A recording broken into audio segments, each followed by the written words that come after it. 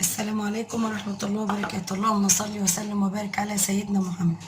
ان شاء الله هنعمل مع بعض النهاردة صوص الشوكولاتة. المكونات بتاعتي معايا كوباية من السكر، طبعا انا هحط كل الكلام ده في الكب، ومعايا اللي هي الجزء ده بتاع الكب.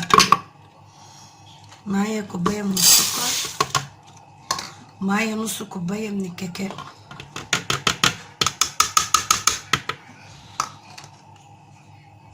حطيت كوباية سكر ونص كوباية كاكاو، ومعايا كوباية حليب.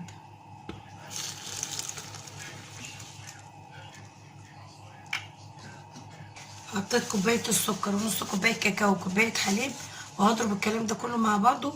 واحنا بنضربهم كده هنحط كوباية مخلط الزبدة على زيت، هنحطها واحنا بنضرب الخليط كده في الكب.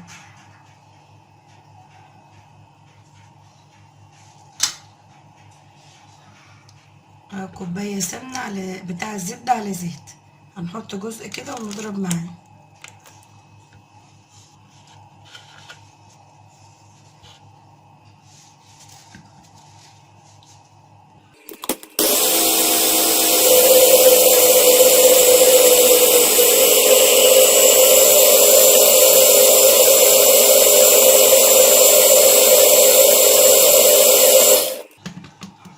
طبعا احنا حاطين السمنه والزيت بالشكل ده، وهو الخليط معايا بيتقل. هفضل هضرب بقى لحد ما السكر بتاعي يدوب. كده خلاص ضربته بالشكل ده، وده قوام الصوص بتاعنا. عمل حوالي يجي نص كيلو من 3 كوبايات ونص.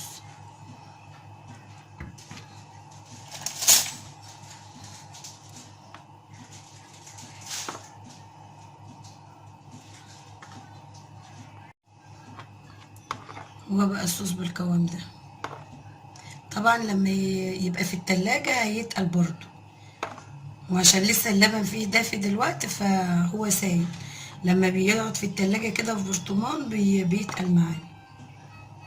يا رب يكون الفيديو عجبكم، بألف هنا وشفا. والسلام عليكم ورحمة الله وبركاته.